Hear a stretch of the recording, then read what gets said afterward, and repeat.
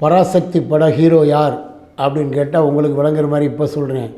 சிவாஜி படத்தில் ரஜினிகிட்ட சுமன் ஃபோன் பண்ணி கேட்பாப்புல, நீ யார்? பராசக்தி ஹீரோ அப்படிம்பாப்புல. பராசக்தி ஹீரோ சிவாஜி கணேசன். ஆனால் அந்த இடத்த அவர் பிடிக்க அவர் பட்ட பாடு கொஞ்சம் நஞ்சம் இல்லை, நான் சொல்லியிருக்கேன். ஆக்சுவலாக அந்த படத்தில் ஏவிஎம்மும் நேஷனல் பிக்சர்ஸ் பெரும்பாலும் சேர்ந்த கூட்டு தயாரிப்பு தான் அந்த படம்.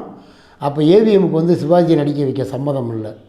அவங்க கேஆர் நடிப்பிசை புலவர் கேஆர் ராமசாமி வச்சு எடுத்தால் அப்போ அந்த ஓரிரவு வேலைக்காரி அதெல்லாம் ரொம்ப ஹிட்டாகி அவர் நடிச்சுக்கிட்டு இருந்த காலகட்டம்.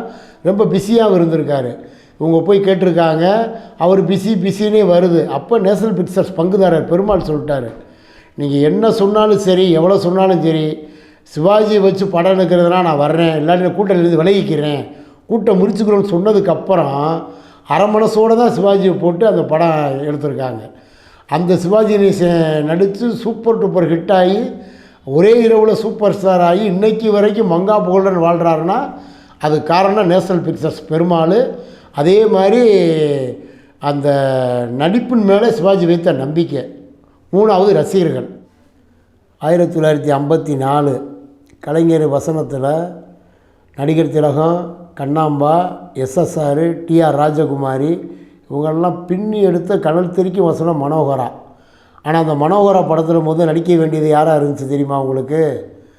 கேஆர் ராமசாமி. அதே நடிப்பிசை புலவர் கேஆர் ராமசாமி நடிக்க வைக்கிறதா இருந்துச்சான். அப்போ அவர்கிட்ட போகும்போது அவர் தொகை அதிகமாக கேட்டிருக்காரு. 1 லட்ச ரூபா கொடுங்க நடிக்கிறேன்ற மாதிரி கேட்டிருக்காரு. அதுதான் அப்போ கலைஞர் கருணாநிதி ஒரு நம்பிக்கையை பாருங்கள். 1 லட்சம் கொடுத்து நடிப்பிசை புலவர் கேஆர் நடிக்க வைக்கிறத காட்டலாம். என் தம்பி சிவாஜி கணேசன் இருக்காப்புல, அதில் பாதி தொகை கொடுத்தா ஒன்றே காட்டில் சூப்பராக நடித்து பேர் வாங்குவாரா பாடுறான்னு சொல்லிட்டு அன்னைக்கு மனோகரா படத்துக்கு நடிகர்களுக்கு கொடுக்கப்பட்ட தொகை 40,000 ரூபா. அந்த படம் கேஆர் ராமசாமி நடிச்சிருந்தா கூட அப்படி ஹிட்டாக இருக்குமோ என்னமோ தெரியாது.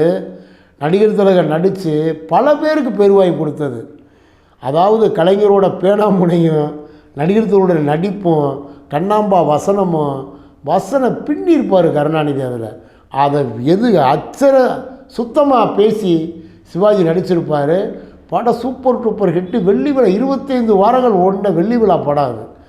அதை ஏன் சொல்ல வர்றேன்னா, ஒரு வாய்ப்பு ஒருத்தருக்கு போய் இன்னொருக்கு ஹிட் ஆகிறது அப்படிங்கிற தகவலை உங்கள்கிட்ட பகிர்ந்துக்கிறதுக்கு ரொம்ப நன்றி.